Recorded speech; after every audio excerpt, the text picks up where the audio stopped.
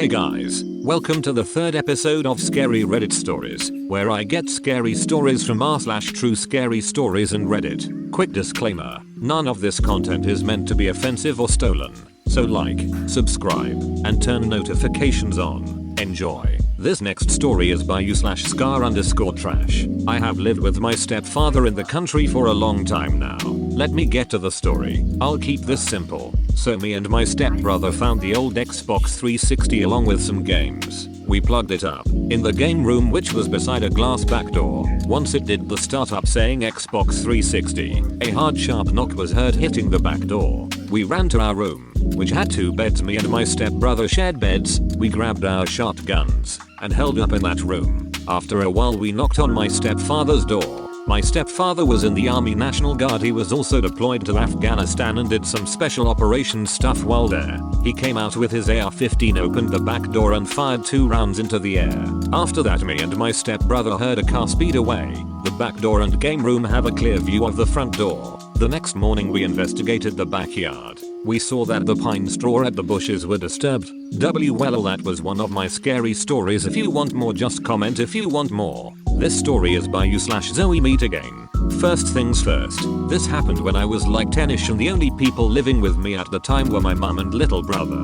For the majority of my childhood we lived in a normal looking house in a normal looking neighborhood. It was a small place but fine considering it was a roof over our heads. I had a room of my own next door to my mother and enjoyed it for the most part until it would get dark. As a kid my mum would leave my bedroom door open so that it wouldn't get stuffy during the night. The only problem was the door led straight into the lounge. She would kiss us goodnight, make sure the door was open, and then I would hear her get under her sheets in the next room. This one particular night I couldn't sleep and kept tossing and turning.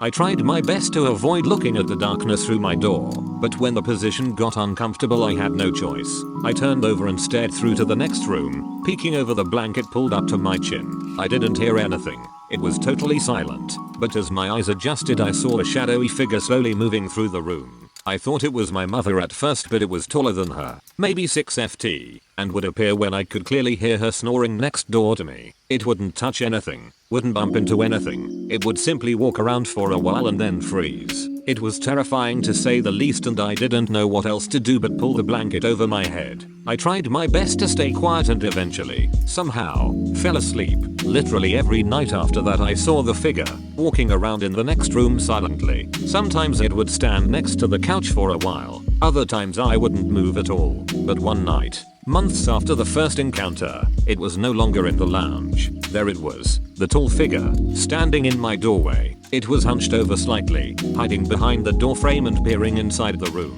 It felt like it somehow knew I had seen it. The thought made my blood run cold, and all I could think to do was duck under the covers and convince myself it wasn't there. I vividly remember not getting any sleep that night. I tried multiple times to tell my parents and even told a couple of friends, but none of them really believed me. We moved out of that house years ago and I haven't seen the shadowy figure since. It's by far the most terrifying thing to ever happen to me, and 10 years later I still haven't kicked the habit of sleeping with the blankets pulled over my head. This story is by u/JethJoe, and it is a very long one. I had lots of times in school when I or my mother would hear our names called by our voices, or the sound of the door opening up and closing and no one actually entering the home. Sometimes the door, a heavy, metal door, was even locked and still.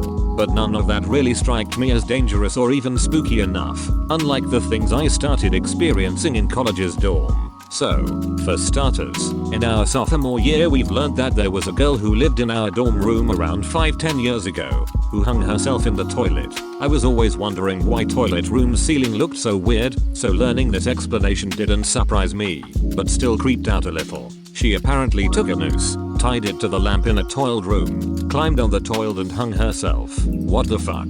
Why? It seems so elaborate and unnecessary. However, that's not the first suicide story I've heard about someone ending it this way. Back to the story. When we moved in, we started noticing weird things. Like, things would go missing without any reason until the owner would loudly announce this was my thing and I really want it back.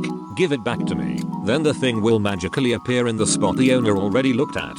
Once I had a window between classes, so I went back at my dorm and found out that apparently someone left the electric stove on. I was fucking pissed. The stove is older than me, Who knows what could have happened if I didn't come home and notice it? I asked around and no one left it. I wrote it off as people not wanting to take the blame, but still felt uneasy. But it was only beginning of it. Later, the most jarring shit I've ever been a witness to started to unravel. There was one time when I was at the dorm kitchen. In the same block of rooms I lived in, we had our own bathroom and toilet too. In New Country, having your own kitchen and shower makes a really fancy dorm. Cooking something.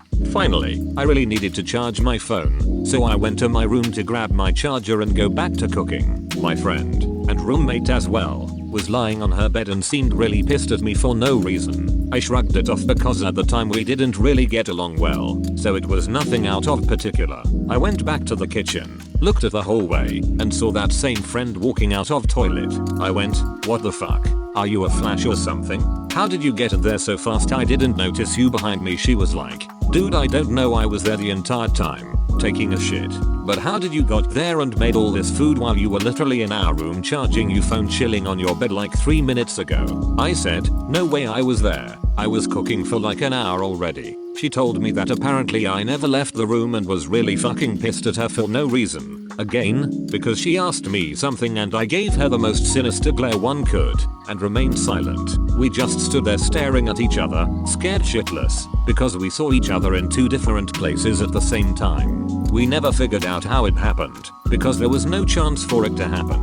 Neither she nor I could be at the different places at the same time. Also, we both seemed pissed at each other, while there was really nothing to be mad at. I didn't participate in the other instance myself, but my other friend did. She went to her male friend's apartment and stayed there overnight. She had a strange dream about how she woke up in the morning and was preparing to leave for classes. Her friend was taking a really long shower, and his phone won't stop ringing, so she decided to pick up the call. The number was unknown, so she answered, and her voice asked her, "Is it male friend?"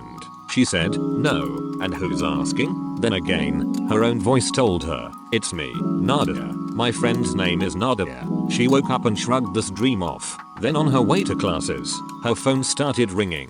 She picked up without looking, thinking it was the male friend. She said, "Male friend, is that you?" Her own voice answered, sounding slightly confused, "No, it's not." "Who's that?" She said, "It's me, Nadia." She then realized it was the exact same conversation she had in her dream, threw the phone away and started bawling. She then found her phone, but there were no incoming calls since last evening. This story still gives me chills. Slightly more mild shit was happening when I was alone at the dorm. Almost everyone left home for holidays, and my dorm block was empty. There was just me in 2 rooms. I noticed that every time I left kitchen and turned the light off, it would turn on again. I didn't really put much weight on it, the dorm is old after all. One time I was locked out of my room after I left to go take a piss. Luckily I had my keys hanging in the front door lock, so I could unlock my room and get inside. After I got inside, I got locked in my room from the outside. Again, the dorm is empty. I'm the only one here. I was literally looking at the lock, and how it was turning and locking me inside. Once I got up at night, again to take a piss, I was very sleepy. I tried to open the toilet room's door, but it was locked from the inside. No locks outside, and the light was on. I shrugged it off and decided I'll just wait it out until morning. As I laid back in my bed, I was filled with pure horror, because I was the only one in the dorm. Who the fuck was in the toilet? I ran back, and the light was still on, but the door was unlocked. There was also small things like the sound of footsteps going back and forth in the kitchen, and someone's voice, like someone was talking on the phone sitting on the kitchen window. I lived at the very top floor, so no above neighbors, and my whole floor was empty. Everyone left. I stopped paying attention to it, and just left the ghost girl to her devices. After I stopped paying attention to her, she too stopped locking me in or out of my room. Never stopped occupying toilet and bathroom though. We also were friends with boys who too had a ghost in their room, and who told us about the suicide girl in our room. Apparently, they were experiencing the same thing. Aside from people being in 2 places at the same time and the phone incident, doors in their rooms would open and shut, lights turning on and off, things going mysteriously missing, voices, footsteps, you name it. They named their ghost guy Boris. Our girl went unnamed. In our senior year, we decided to do this thing with playing cards. You take a stack of cards and announce that you want to talk with the keeper of this place. You ask questions that can be answered with yes or no. Yes is a red card, no is a black one. We just had a new roommate, and no one really liked the girl. We asked if the keeper liked the girl. The answer was no. We also asked if they could do something to make her move out as soon as possible, and the answer was yes. I never really put much thought into it, but now that I remembered it, the girl moved out within the next month because she brought some troubles upon herself. The police was called to our dorm, and she was forced to move out to not cause more problems. I wonder if it was connected in some way. It's been almost 3 years, and I've never experienced something like that after I moved out of that dorm. Sometimes I wonder, was it really a ghost, or a play of our imaginations? Is the phone thing and the suicide in our room somehow connected? Or was it two different instances?